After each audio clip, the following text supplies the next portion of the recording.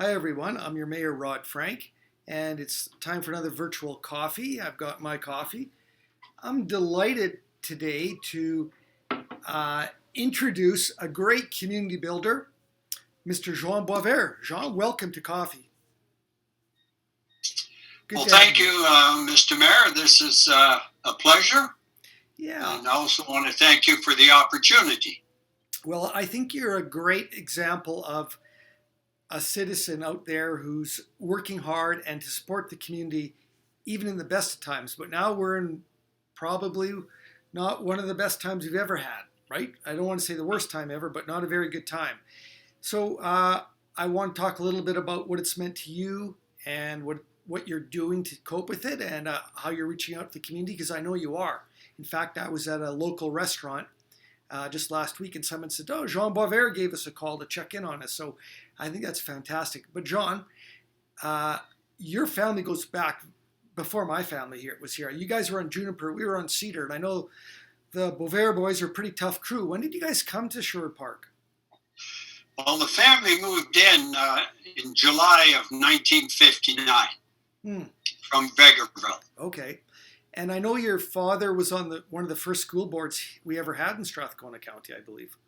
Well, he and three others were the founding board members of the at that time they called it the Salisbury Hmm. Catholic School District. Okay. Because that was the district that was there at the time.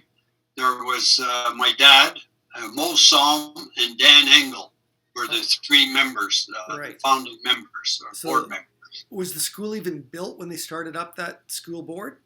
No, it was not built. They got OLPH built, I believe it was within a year and a half of the formation of the school district. However, there were students that were bused into Edmonton for a while. I see. Okay, so you grew up here, and then you took the torch, so to speak, from your father, because I know right now you're on the Elk Island Catholic School District Board. Is that correct? Yes. And I know you're a busy man. You volunteer at the church, and you volunteer all throughout the community. So I want to thank you, first of all, for being such a great community builder, all the things that you do. And we're not talking to you today with your school district hat on, but we're just talking to you as Jean, the private citizen.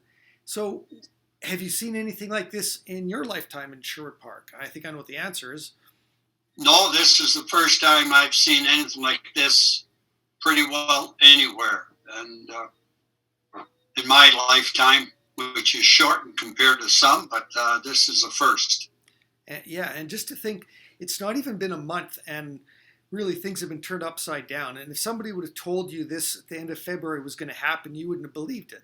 But how has it affected your home life? I believe your kids are grown and they've moved out, but I know you're still really active in the community. How has it affected your family and what you do? Well, for the family that's here, like Mickey and myself, well, we try and go out for a walk once or twice a day. Our outings, of course, are limited to a drive around the Anthony Henday or a drive out to Elk Island Park just to see. Not that we go into the park. That's not allowed. But that's what we do for something different. Staying at home, for me, this is quite a change because usually I'm out and about helping people or doing things for people that they can't seem to get around to do for themselves. So I'm being quite a bit housebound, and it's tough. Yeah. It's tough for the both of us. You know, it's nice. Mickey and I play the odd game of crib and rummy and so forth on, but we still do the best we can. The other thing I've done, Rod, is I think of people that I know are sitting at home or there's been a significant change, and I do phone them, see how things are going on. I just started that here about a week and a half ago. Right. I'm on my second round of phone calls now. Right on. So, as you say, you're an active person and you're housebound now, but you're doing what you can to get out observing physical distancing, and that's the responsible thing for all of us to do. Yeah. But you're also, as I mentioned this as we just started the coffee, I know you're reaching out to people in the community, and I heard that from some people firsthand. So there's a nice simple thing also that people can do, right? There's people that don't have relatives around, they don't have family around, they might not even met their next door neighbor, right? That's quite possible. And to me, if for those that can and feel comfortable, yeah, pick up the phone and dial. You don't have to be on a coffee drinking spree with them. It's just phone and say, how are things going? Yeah. Oh, you're housebound, but so am I. How are you adjusting? Yeah. You could offer, was there anything I can do? I know I have. Some people says, no, we're doing good. This call is great. They enjoy it. So I'm just move on to the next. In terms of your other responsibilities, you've been able to, I guess you're set up with the right technology to go to meetings, to go attend whatever events you have to virtually. That's all been, you've been able to do all that? Yes, we've been able to set it up from a technology point of view. Like one of my colleagues once said, Jean, you're definitely technically inept, which is right. Yeah. So when this started, I had to get a camera in. I had one, but it wasn't working.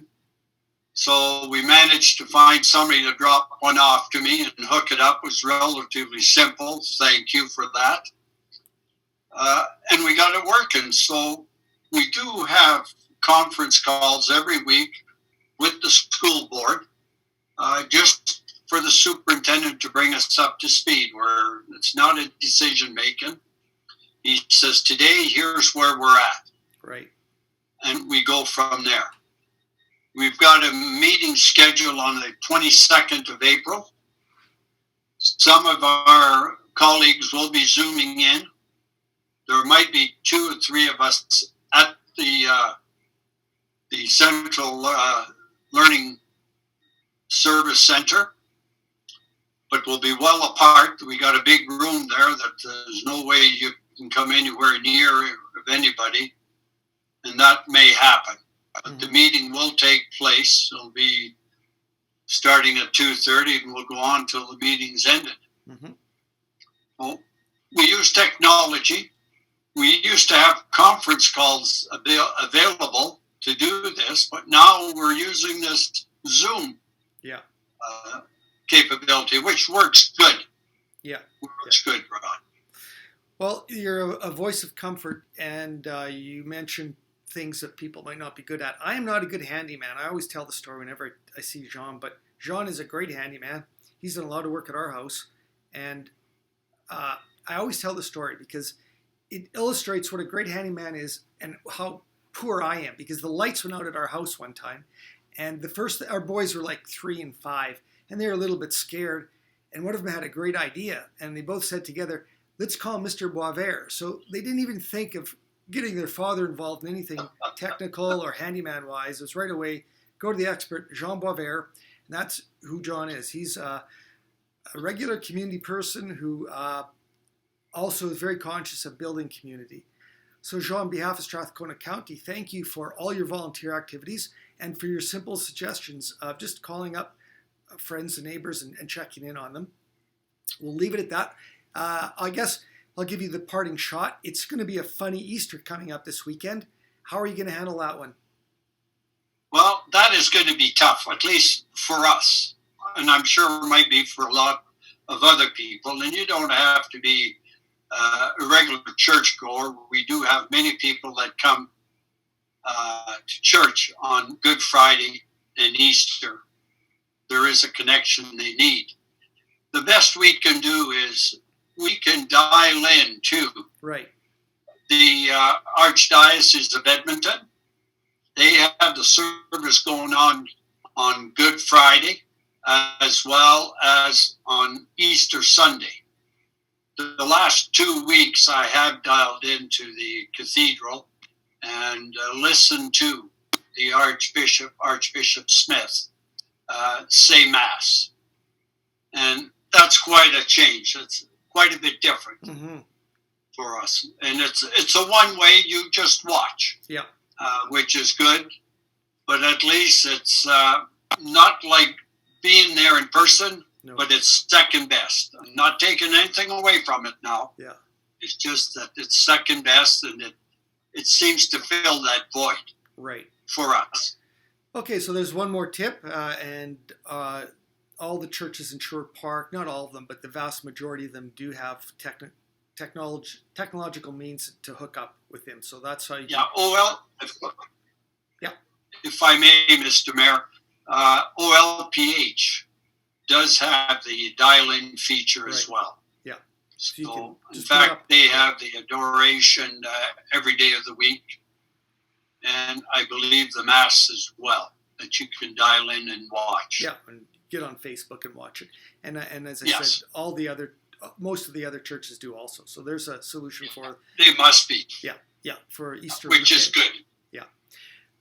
Thank you once again, and remember strathcona.ca/COVID-19 is all the updated information, folks. I want to thank Mr. Jean Boisvert and the Boisvert family, actually, for all the great community building they do. And till we talk again, look after yourself, look after your neighbor, and stay safe.